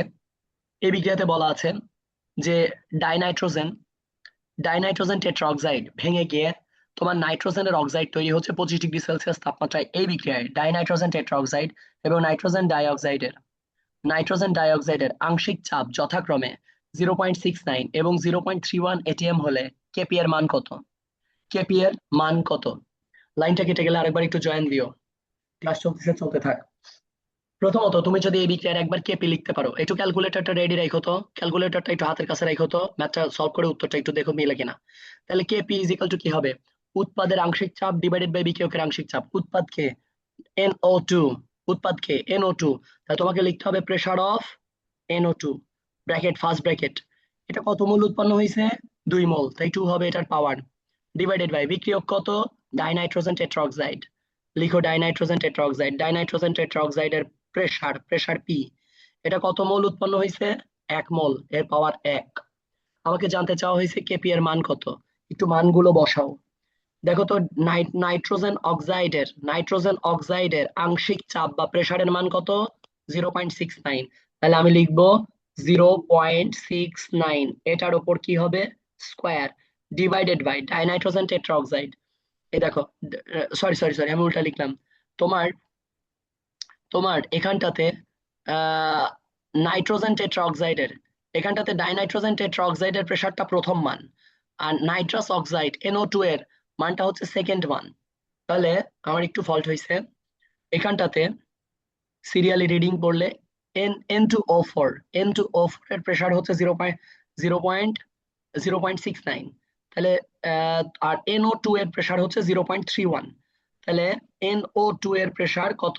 0.31। তাহলে আমি লিখবো 0.31 এটার square divided by N2O4। N2O4 এর প্রেসার কিন্তু 0.69 এটার পাওয়ার কত? 1। তাহলে যারা একটু ক্যালকুলেটরে দেখো তো, 0.3 এর স্কোয়ার 0.31 এর স্কোয়ার ডিভাইডেড বাই 0.69 ভাগ করে দেখো তো এটা এটা আসে কিনা, 0.139 আসে কিনা কেপি এর মান? আছে। এটা যদি আসে, আচ্ছা জিহাদ বলতে পারবে এটার একক কি হবে? আমি হেল্প করি। যদি ভেঙে করতা, এটা কি চাপ? চাপের একক কি? এটিএম। তাহলে এটিএম এর কি? এটা স্কোয়ার, আর নিচে এই চাপের একক কি আসবে? ATM। তাহলে কাটাকাটি গেলে এটিএম থাকবে, সো এটার একক আসবে আলটিমেটলি এটিএম। এটিএম। হুম, আমরা পাল্টায় যাই।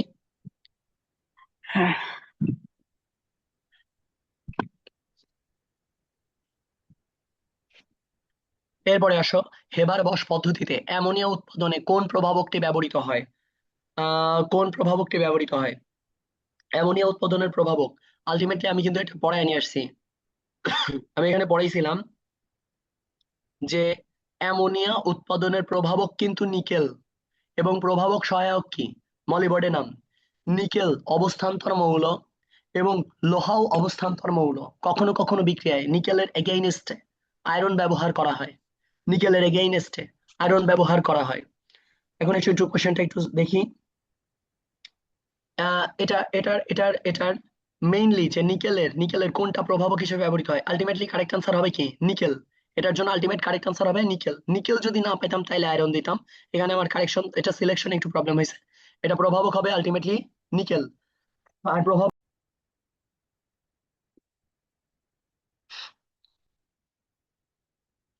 বিজ্ঞানী হেবার এবং বোস ফার্স্ট টাইম যখন ট্রাই করেছিল, তখন নাইট্রোজেন হাইড্রোজেন বিক্রিয়া করে অ্যামোনিয়া উৎপাদন করতে গিয়ে লৌহ চূর্ণ প্রভাবক ব্যবহার করেছিল।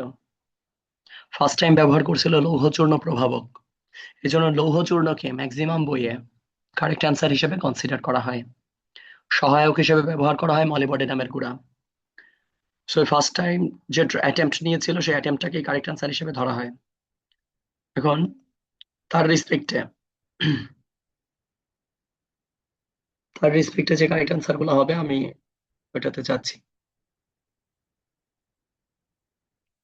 হেবার বশ পদ্ধতিতে অ্যামোনিয়া উৎপাদনের জন্য কোন প্রভাবকটা ফার্স্ট টাইম ইউটিলাইজ করা হয়েছিল? সঠিক উত্তর কিন্তু হবে হচ্ছে লৌহ চূর্ণ। এটা কারেক্ট অ্যান্সার ধরবেন। এরপরে অটোপ্রভাবক জিনিসটা কি? অটোপ্রভাবক মানে হলো, ধরেন যে কেউ যদি সমুদ্রের পানি থেকেই কোনো কুকিং সিস্টেম চালায়, তাহলে তো নতুন করে রান্নাতে লবণ দেওয়ার দরকার নেই। সমুদ্রের পানিতেই যে প্রোডাক্টটা ছিল সেই প্রোডাক্টটাই তো প্রভাবক হিসেবে কাজ করতেছে। তাহলে এখানে লবণ তো এক্সট্রা বিক্রিয়ক হিসেবে দেওয়ার কোনো প্রয়োজন নেই। তার মানে অটো অলরেডি বিক্রিয়াতে সেই বিষয়টা এক্সিস্ট করে। তাহলে একটা বিক্রিয়ার গতিকে হ্রাস বৃদ্ধি করার জন্য যদি উৎপাদে অটোমেটিক্যালি একটা প্রোডাক্ট উৎপন্ন হয় যা বিক্রিয়ার গতিকে ত্বরান্বিত করতে পারে, সেগুলোকে বলা হয় হচ্ছে অটো প্রভাবক। বিক্রিয়া পাত্রে অটো সেটা এক্সিস্ট করে। যেমন KMnO4, এটা ভাঙলে তুমি পাবা পটাশিয়াম আয়ন আর ম্যাঙ্গানিজ 2+ আয়ন আর অক্সিজেনের নেগেটিভ আয়ন। সো ম্যাঙ্গানিজ 2+ আয়নকে আপাতত জানো অটো প্রভাবক রূপে ব্যবহার করা হয়। এটা নিয়ে থিওরিটিক্যালি কিছু কোশ্চেন আমি পরবর্তীতে দেখাবো। তাহলে KMnO4 এর ম্যাঙ্গানিজ 2+ আয়নকে অটো প্রভাবক হিসেবে কনসিডার করা হয়। ম্যাঙ্গানিজ 2+ আয়নকে অটো প্রভাবক হিসেবে কনসিডার করা হয়। যখন আমি তোমাদেরকে কোশ্চেন করি বা কালকে ভাইবা নেই, তখন এই বিষয়গুলোর অপশন চেয়েও না। পটাশিয়াম পার ম্যাঙ্গানেটে অটো প্রভাবক কি কোনটি? Manganese 2+ ion. ডিরেক্ট আনসার করবা। কোশ্চেন যদি বলা হয় কোনটি তীব্রতর বা শক্তিশালী অ্যাসিড, এই বিষয়গুলো নিয়ে তোমাদের সাথে আমার ক্লাসে আলোচনা হয়েছিল। তারপরে আমি একটু শর্টে দেখাচ্ছি। এটা রিপিট টপিক, আমি নতুন টপিকে যাচ্ছি।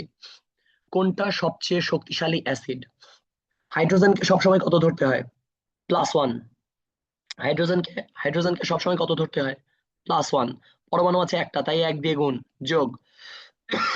নাইট্রোজেনের জারণ সংখ্যা জানি না, প্লাস অক্সিজেন সারা জীবন -2 গুণন 3, তাহলে -6 ইজ ইকুয়াল টু 0। তাহলে -6 আর +1 কত হয়? -5। ওই পাশে পার করলে কত হবে? +5। এভাবে বের করছি নাইট্রোজেনের জারণ সংখ্যা +5। এভাবে তুমি যদি প্রত্যেকটা বের করো, এবার সহজে বলি, হাইড্রোজেন +1 3 দিয়ে গুণ করলে কত হয়? +3। অক্সিজেন -2 4 দিয়ে গুণ করলে কত হবে? 4 দুগুণ 8। তাহলে 3 আর -8 যোগ করলে কত হয়? -5। এটা কত বসাইলে কাটাকাটি যায় 0 হবে? +5। হাইড্রোজেন এখানে +1, অক্সিজেন 4 দুগুণে এখানে -8। -8 আর 1 মিলে কত হয়? -7। কাটাকাটি 0-র জন্য এখানে লাগবে কত? +7। জারণ সংখ্যা সবচেয়ে বেশি কার? ক্লোরিনের। এই জন্য এটা হবে সবচেয়ে শক্তিশালী অ্যাসিড। এর নাম কি? এর নাম পারক্লোরিক অ্যাসিড। সেম কোশ্চেনটা যদি বলা হতো সবচেয়ে দুর্বল অ্যাসিড কোনটি? জারণ সংখ্যা যার সবচেয়ে কম সে দুর্বল অ্যাসিড। তাহলে কারেক্ট অ্যান্সার হয় এটা হবে, না হয় এটা। তোমাদেরকে আমি বলছিলাম যে যেই পরমাণুটা ছোট সেই কিন্তু পাওয়ারফুল অ্যাসিড। নাইট্রোজেন এবং ফসফরাসের মধ্যে নাইট্রোজেন কিন্তু ছোট, এ কিন্তু শক্তিশালী অ্যাসিড। তাহলে দুর্বল কিন্তু H3PO4। এটা খ কিন্তু কারেক্ট অ্যান্সার হবে। যদি দুর্বল অ্যাসিড বলা হতো সেম কোশ্চেনটায়। হাজারি স্যারের যত পিডিএফ এর যত এমসিকিউ আছে আমি পিডিএফ ফাইল সহ আমি তোমাদের ইনবক্স একটু পরে দিয়ে দিব। নেক্সট ডে ওই পিডিএফ ধরে ধরে স্ক্রিনে একটা একটা করে কোশ্চেন আসবে, তোমাদেরকে উত্তর করতে হবে আনমিউট করে করে। সো ওই অনুযায়ী ঠাটায় মুখস্থ যেভাবে করা লাগে বুঝে বুঝে সেভাবে করা লাগবে। পরেরটা, এইটা টপ নচ টপিকস আমাদের বইয়ের। এটাকে বলা হয় অনুবন্ধী অ্যাসিড, অনুবন্ধী ক্ষার ও conjugate acid, conjugate base. Conjugate acid base জিনিসটা কি? এটাকে বলা হয় অনুবন্ধী অ্যাসিড, অনুবন্ধী ক্ষার। তো কনজুগেট অ্যাসিড বেস কনসেপ্টটা এরকম যে দেখো এখানে কি লেখা আছে, HSO4, এটার নাম হচ্ছে বাইসালফেট আয়ন। হাইড্রোজেনকে কেমিস্ট্রিতে বাই উচ্চারণ করে। তুমি যদি বলো না আমি এটা হাইড্রোজেন সালফেট উচ্চারণ করব, হ্যাঁ এটাও কারেক্ট অ্যান্সার। হাইড্রোজেনকে কেমিস্ট্রিতে অনার্সে থেকেই, ইন্টার অনার্স সব জায়গায় বাই সালফেট বলে, বাই বাই উচ্চারণ করা হয়। তাহলে তোমাকে যদি বলা হয় এর অনুবন্ধী অ্যাসিড কোনটি, তুমি এর সাথে একটা হাইড্রোজেন যোগ করে দিবা, একটা হাইড্রোজেন যোগ করে দিবা। তাহলে হাইড্রোজেন হইলো কয়টা? দুইটা, H2SO4। তাহলে সালফিউরিক অ্যাসিড বাইসালফেট আয়নের অনুবন্ধী অ্যাসিড। যদি বলে বাইসালফেট আয়নের অনুবন্ধী ক্ষার কোনটি, একটা হাইড্রোজেন বিয়োগ করে দাও, বাদ দাও বাদ দাও, এই হাইড্রোজেনটা মুছে দাও। কি দেখতে পাচ্ছ? SO4, সালফেট আয়ন না? কিন্তু একটা হাইড্রোজেন চলে গেলে আরো একটা মাইনাস হবে, এটা H+, আরো একটা মাইনাস হয়ে যাবে, SO4 2 মাইনাস হয়ে যাবে। এটার নাম হবে অনুবন্ধী ক্ষার। আমি এই কথাটাকে আবারও রিপিট করব। কোনো একটা পদার্থ দিয়ে বললো এর অনুবন্ধী অম্ল কোনটি, একটা পদার্থ দিয়ে বললো এর অনুবন্ধী অম্ল কোনটি, এর সাথে একটা H যোগ করো। কিন্তু একটা জিনিস মাথায় রাখতে হবে, ওই পদার্থ আবার পৃথিবীতে পাওয়া যায় কিনা এটারও একটা ধারণা ব্রেইনে রাখতে হবে। যাই না, হয়ই না, এরকম কোনো জারণ সংখ্যা মেলেই না, এরকম কোনো পদার্থ নেওয়া যাবে না, কারেক্ট অ্যান্সার। তাহলে বাইসালফেটের অনুবন্ধী অম্ল কোনটি? অম্ল বললে হাইড্রোজেন এক যোগ, একটা হাইড্রোজেন যোগ করে দিয়েছি, কারেক্ট অ্যান্সার H2SO4। বলে অনুবন্ধী ক্ষার কোনটি? হাইড্রোজেন এক বিয়োগ করে দাও, শুধু SO4 2 মাইনাস, এটা হলো অনুবন্ধী ক্ষার। আসো আরেকটু বুঝি। তোমাকে যদি বলা হলো, যদি বললাম যে আহ হাইড্রোনিয়াম, ধরো পানির অণু H2O, তোমাকে বললাম এটা পানি, পানির অনুবন্ধী অ্যাসিড কোনটি? পরীক্ষায় আসলো পানি এর অনুবন্ধী অ্যাসিড কোনটি? অ্যাসিড মানে একটা হাইড্রোজেন যোগ করে দাও কোনো কথা ছাড়া, তাহলে কারেক্ট অ্যান্সার হবে H3O। কিন্তু একটা হাইড্রোজেন আয়ন গ্রহণ করলে সে ধনাত্মক চার্জ যুক্ত হয়, তাহলে এটা H3+, H3O+ লিখতে হয়, H3O+, এটাকে বলা হয় হাইড্রোনিয়াম আয়ন। তাহলে এটা গেল এর অনুবন্ধী অ্যাসিড পানির। পরীক্ষায় আসলো পানির অনুবন্ধী ক্ষার কোনটি? একটা হাইড্রোজেন বাদ দাও, বিয়োগ করো, একটা হাইড্রোজেন বাদ দিলে দুই ছিল এক হয়ে যাবে, জাস্ট OH থাকবে না, এইচ ও গুছায় লিখলে কি হবে? OH না? এটা একটা আয়ন, হাইড্রক্সিল আয়ন, এটা হচ্ছে এর অনুবন্ধী ক্ষার। আশা করি এটা বুঝতে পারছো। বেশ কিছু কোশ্চেন আসবে, কোশ্চেন গুলো অ্যাটেম্প্ট করতে পারবে ইনশাল্লাহ।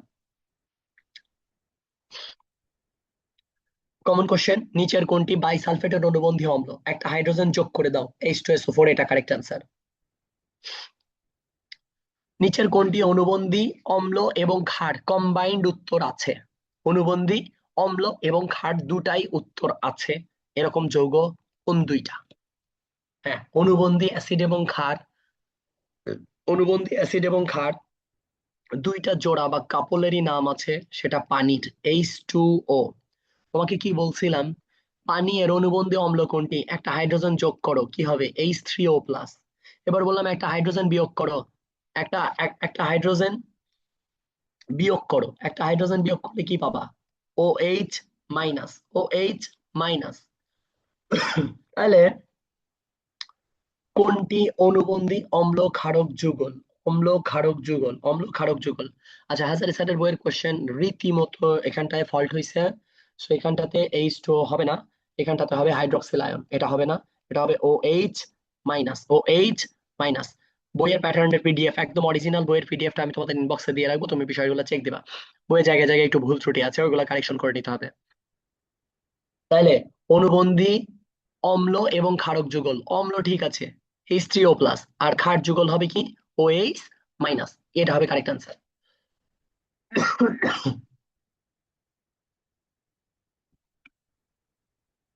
টেনশনের কিছু নেই, আর 10 মিনিট টাইম পে করলেই চলবে।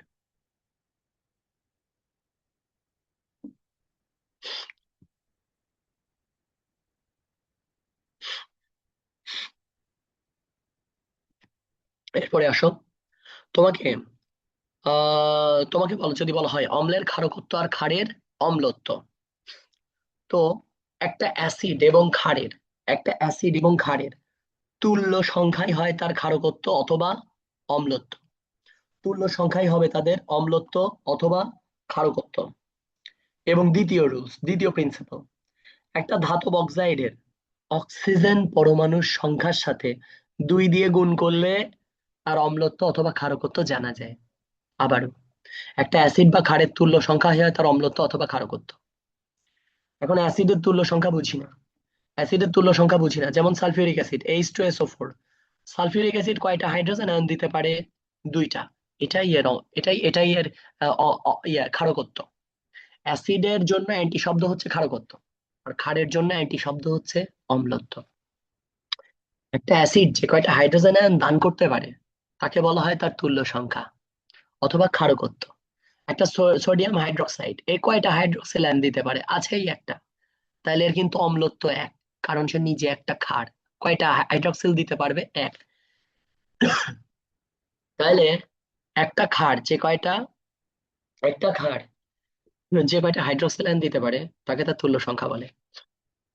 এটা ধাতব অক্সাইডের অক্সিজেন পরমাণুর সংখ্যাকে 2 দিয়ে গুণ করলে তার অম্লত্ব বা ক্ষারকত্ব পাওয়া যায়। তার 3 নম্বরে কিছু মোস্ট ইম্পর্টেন্ট রিয়াকশন ছিল। রিয়াকশন গুলো আমি আলটিমেটলি পড়াইছি ক্লাসে, আমি তারপরেও একবার তোমাকে স্মরণ করিয়ে দিই। কার্বন, এই বিক্রিয়াগুলো আমি আমি ক্লাস শেষ হওয়ার পরে একটু রাফ করবা খাতায়। কার্বন ডাই অক্সাইড সোডিয়াম হাইড্রোক্সাইডের সাথে বিক্রিয়া করে সোডিয়াম কার্বনেট হয়। কার্বন ডাই অক্সাইড, কার্বন কি ধাতু না অধাতু? অধাতু। অধাতুর অক্সাইড হয় অম্ল, আর ধাতুর অক্সাইড হয় ক্ষার।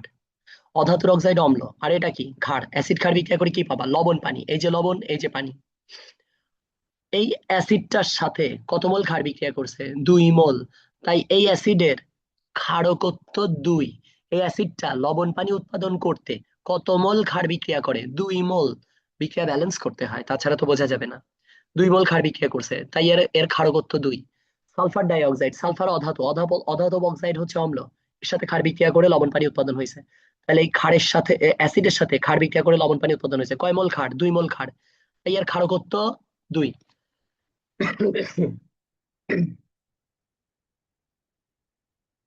এরপরে আসো, ফসফরাস পেন্টা অক্সাইড, এটার বিক্রিয়া ব্যালেন্স করতে গেলে 6 অণু সোডিয়াম হাইড্রোক্সাইড লাগে, তাই এর ক্ষারকত্ব কিন্তু 6।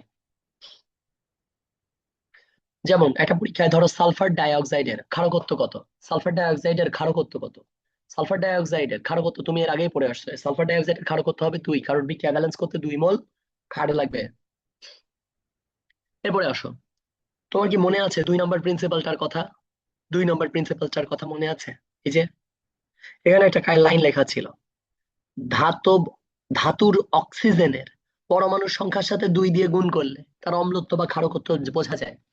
আসো একটু বুঝি। অ্যালুমিনিয়াম অক্সাইড, তোমাকে আমি বলছি অধাতুর অক্সাইড হয় কি? অম্ল। আর ধাতুর অক্সাইড হয় ক্ষার। অ্যালুমিনিয়াম তো ধাতু, তার অক্সিজেন আছে পাশে, তাহলে এটা অবভিয়াসলি ক্ষার। তাহলে ক্ষারের জন্য বের করতে বলবে অবশ্যই অম্লত্ব। আচ্ছা, অক্সিজেন পরমাণু আছে কয়টা? 3টা। 2 দিয়ে গুণ করলে কত হয়? 6।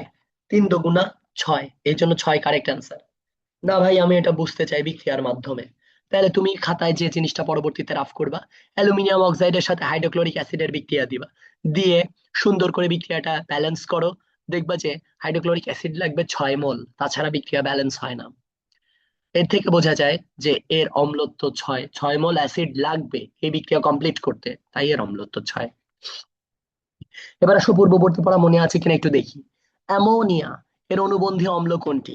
তোমাকে না বলছে এই ধরনের কোশ্চেন করলে অনুবন্ধী অম্ল যদি বের করতে বলে, কোনো কথা ছাড়া এর সাথে একটা হাইড্রোজেন যোগ করে দিবা, NH3। এর সাথে আরো একটা এইচ যোগ করলে কত হয়? NH4। তুমি কি বুঝো না হাইড্রোজেন আয়ন গ্রহণ করলে অ্যামোনিয়াম আয়ন হয়? অ্যামোনিয়াম আয়ন হয়। সো অনুবন্ধী অম্ল হবে অ্যামোনিয়াম আয়ন। যদি আচ্ছা, এরপরটা অ্যাটেম্প্ট করি। আরো কোশ্চেন আছে, আমরা 25 পর্যন্ত গিয়ে থামবো এবং পড়াটা আমি তোমাকে বলে দিব। নিচের কোনটি উভধর্মী? নিচের কোনটি উভধর্মী? উভধর্মী কথাটার অর্থটা তোমাকে বুঝতে হবে। উভধর্মী কথার অর্থ হচ্ছে যে একটা হাইড্রোজেন আয়ন গ্রহণও করতে পারবে, যে একটা হাইড্রোজেন আয়ন ত্যাগও করতে পারবে, তাকে বলা হবে উভধর্মী। স্কুলে পড়ে আসছে একটা পদার্থ যদি অ্যাসিডের সাথেও বিক্রিয়া করে, ক্ষারের সাথেও বিক্রিয়া করে, তাকে উভধর্মী পদার্থ বলে। যেমন অ্যালুমিনিয়াম অক্সাইড। হ্যাঁ, ও কথাও সত্য। ওটা 9-10 এর রেসপেক্টেড। ইন্টার এসে যেটা পড়তে হচ্ছে, একটা পদার্থ যদি একটা হাইড্রোজেন আয়ন গ্রহণও করতে পারে এবং ত্যাগও করতে পারে, এবং সেই পদার্থ যদি এই পৃথিবীতে এক্সিস্ট করে, তাহলে সেটা উভধর্মী পদার্থ। দেখো তো, এটার সাথে যদি এর অনুবন্ধী অম্ল কোনটা, এর সাথে একটা হাইড্রোজেন আয়ন যোগ দাও। তাহলে হাইড্রোজেন একটা ছিল, দুইটা হলে কি হবে? H2CO3। H2CO3। হ্যাঁ, এটা পৃথিবীতে এক্সিস্ট করে। Hydrogen carbonate. আচ্ছা, এর থেকে যদি একটা হাইড্রোজেন বাদ দিয়ে দাও, তাহলে এটা তুমি পেলে অনুবন্ধী অম্ল, অনুবন্ধী ক্ষার CO3। অনুবন্ধী ক্ষার কি হবে? Carbonate ion CO3। একটা মাইনাস ছিল, আরো একটা হাইড্রোজেন ত্যাগ করলে সে 2 মাইনাস হয়। কেন? হাইড্রোজেন 1+, তাহলে এই সেকশনটা অলরেডি একটা মাইনাস। এই হাইড্রোজেন আরো একটা যদি ত্যাগ করে দেয়, তো আলো আর একটা মাইনাস হবে, that means 2 minus.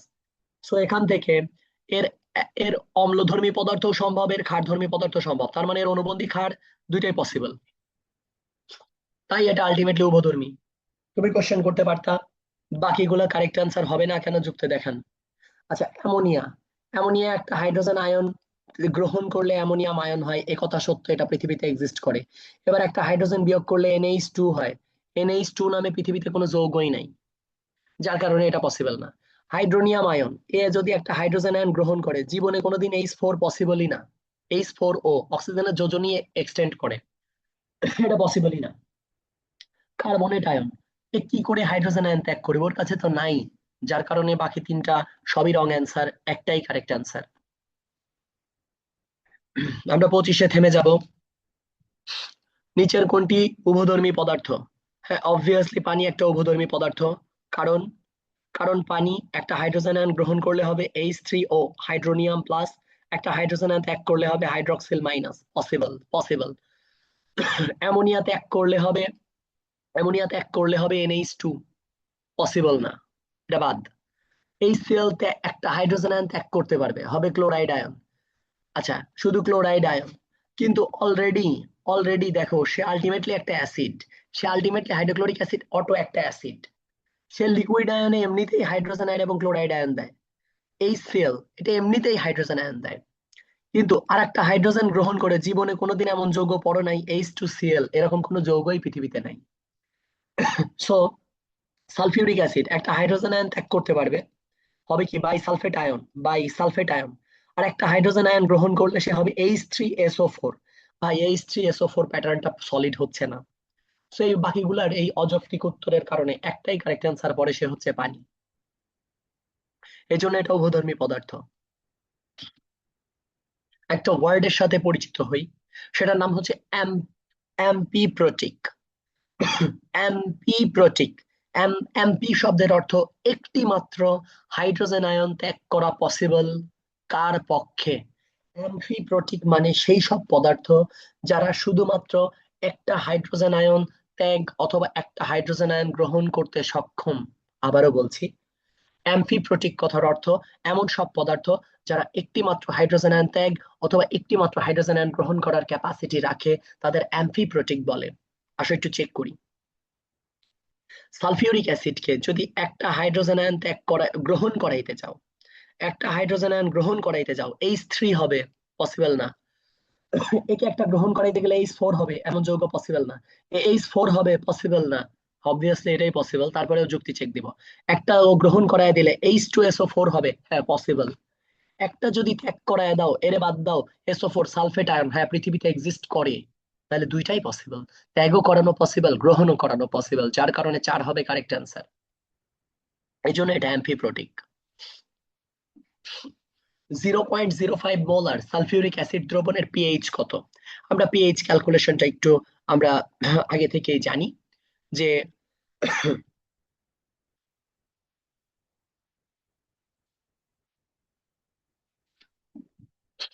Sulphuric acid ভেঙে গেলে কয়টা হাইড্রোজেন আয়ন দেয়? 2টা হাইড্রোজেন আয়ন দেয়। তাহলে হাইড্রোজেন আয়ন এটা ছিল দেখো, যে এটা এক অণু ভেঙে গেলে কয়টা দেয়? 2টা হাইড্রোজেন আয়ন দেয়। এর এক মোল ভাঙলে 2 মোল হাইড্রোজেন পাওয়া যায়, এর 3 মোল ভাঙলে এর 6 মোল পাওয়া যায়, তাহলে এর 0.05 মোল ভাঙলে 2 গুণন 0.05 মোল কি পাওয়া যাবে? হাইড্রোজেন আয়ন পাওয়া যাবে। কি পাওয়া যাবে? হাইড্রোজেন আয়ন পাওয়া যাবে। তুমি তো হাইড্রোজেন আয়নের ঘনমাত্রা পেয়ে গেছো, তাহলে পিএইচ কিভাবে ক্যালকুলেশন করতে হয় স্কুল থেকে জানো। Negative logarithm value of hydrogen আয়নের ঘনমাত্রা কত? 2 গুণন 0.05। 0.05 কে গুণ করলে তুমি পাবা 0.5। 0.5 মানে কত?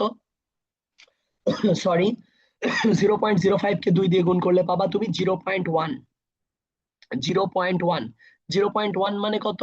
1/10 অথবা 10 টু দি পাওয়ার -1। তাহলে এখানে হবে কত? 10 টু দি পাওয়ার -1। এখন দেখো এটা log 10 বেস 10 টু দি পাওয়ার -1, তুমি জানো এই পাওয়ারটা কি হবে? সামনে চলে আসবে, -1 সামনে গেলে মাইনাসের সাথে গুণ হয়ে হবে +1, আর ডানে কি থাকবে? log 10 বেস 10, 10 বেস 10, এটা কাটাকাটি 1 হয়, সো ম্যাথের আনসার হবে আলটিমেটলি 1। আমরা লাস্ট একটা এমসিকিউ সলভ করব, সলভের মাধ্যমে পড়া দিয়ে ক্লাস শেষ করে দিব।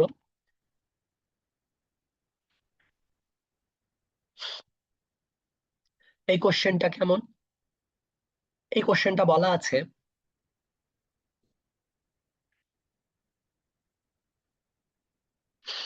এই কোশ্চেনটা বলা আছে দ্বিক্ষারীয় দ্বিক্ষারীয় সবল অ্যাসিড। দ্বিক্ষারীয় কথার অর্থ বুঝো, সবল অ্যাসিডের কথা বলছে। এমন সবল অ্যাসিড যার সাথে বিক্রিয়া কমপ্লিট করতে 2 অণু ক্ষার লাগে, 2 অণু ক্ষার লাগে। তাহলে তো এই অ্যাসিডের তুল্য সংখ্যা কত? 2। এই অ্যাসিডের তুল্য সংখ্যা কত? 2। যেই অ্যাসিডের তুল্য সংখ্যা 2, সে অবভিয়াসলি 2 মোল হাইড্রোজেন আয়ন দিতে সক্ষম।